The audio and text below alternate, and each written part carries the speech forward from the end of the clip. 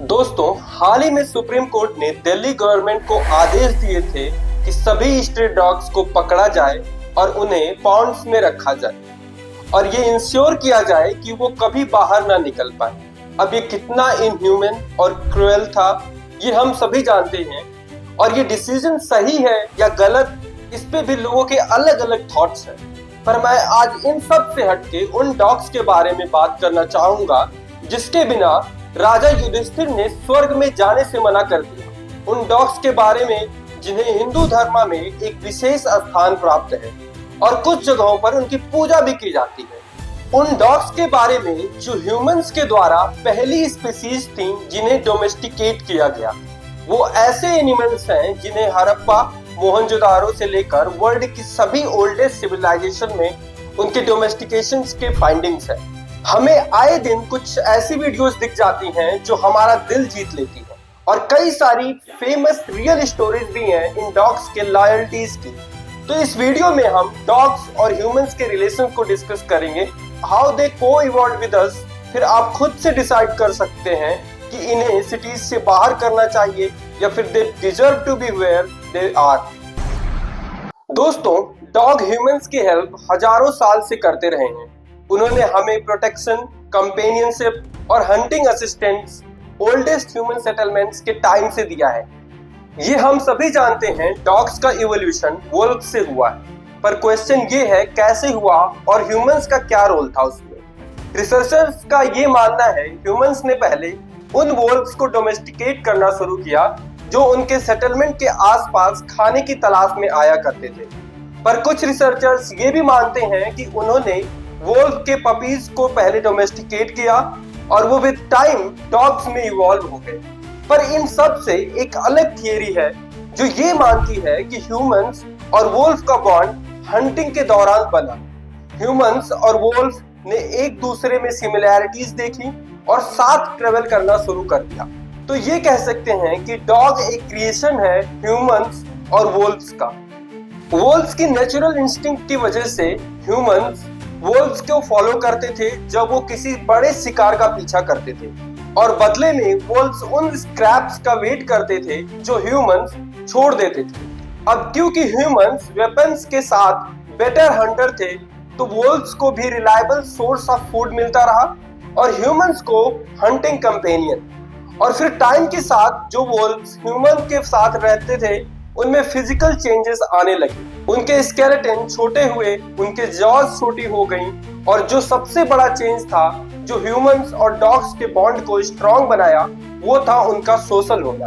ये changes generation to generation pass on होते गए और डॉग्स बने। अर्ली हंटिंग कैंप्स में वुल्फ्स और डॉग्स के फॉसिल मिलते हैं। चाइना में एविडेंस मिलता है कि हंटर्स मिलेट उगाते थे ताकि जब मीट कम हो तो अपने डॉग्स को खिला सके।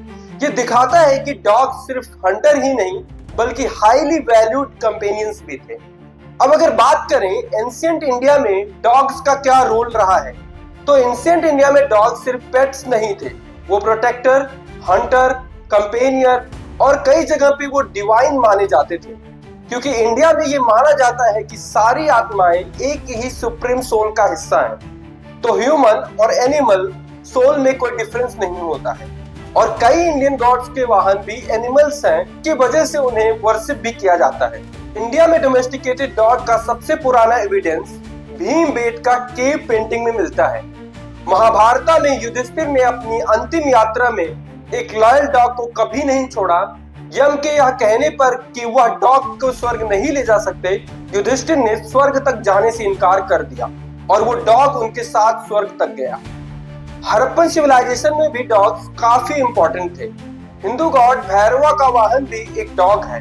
वैदिक टेक्स्ट में डॉग्स को श्वान कहा गया है और उन्हें स्वर्ग और नरक के दरवाजे का गार्ड माना गया है। बट समय के साथ डॉग्स को इम्प्योर माना जाने लगा। ब्राह्मण्स ने उन्हें रेयरली पेट रखा क्योंकि वो कार्निवोरस थे और डेथ से जोड़े जाते थे।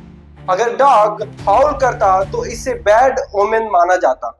जैसे जैसे कास्ट सिस्टम स्ट्रॉन्ग हुआ, डॉग्स को अनटचेबल और आउटकास्ट बना दिया गया। लेकिन कास्ट सिस्टम से पहले डॉग सेक्रेड, रिस्पेक्टेड और वर्शिप्ड होते थे। डॉग रिचुअल से भी जुड़े हुए थे। उन्हें खाना खिलाना एक तरीका माना जाता था एस्ट्रोलॉजिकल दोषास को बैलेंस करने का। लॉर्ड दत्तात्रेय को 4 डॉग्स के साथ दिखाया गया है जो 4 वेदास का सिंबल है और कास्ट इक्वालिटी को रिप्रेजेंट करते हैं। बुद्धिज्म में भी कई बोधिसत्वास डॉग के रूप में जन्मे थे। इवन आज भी नेपाल में कुकुर तिहार फेस्टिवल में डॉग्स की पूजा की जाती है।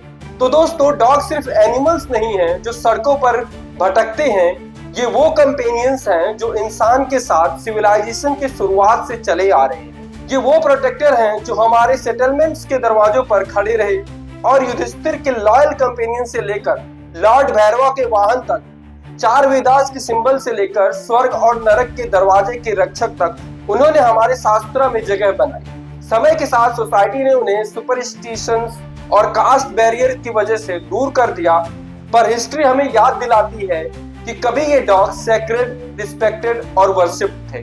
और आज जब सुप्रीम कोर्ट सरकार को स्ट्रे डॉग्स को कन्फाइन करने के ऑर्डर्स दे रही है, तो सवाल ये है, क्या हम उन्हें सिर्फ न्यूसेंस समझते हैं या उन बीइंग्स की तरह देखते हैं जिन्होंने हमारे साथ हजारों साल तक ट्रस्ट, लव और सर्वाइवल शेयर किया है। डिसीजन हमारा है, उन्हें अपनी जिंदगी से निकाल देना या फिर उन्हें ऑनर करना as a part of our shared journey जो सिविलाइजेशन के शुरू से हमारे साथ है।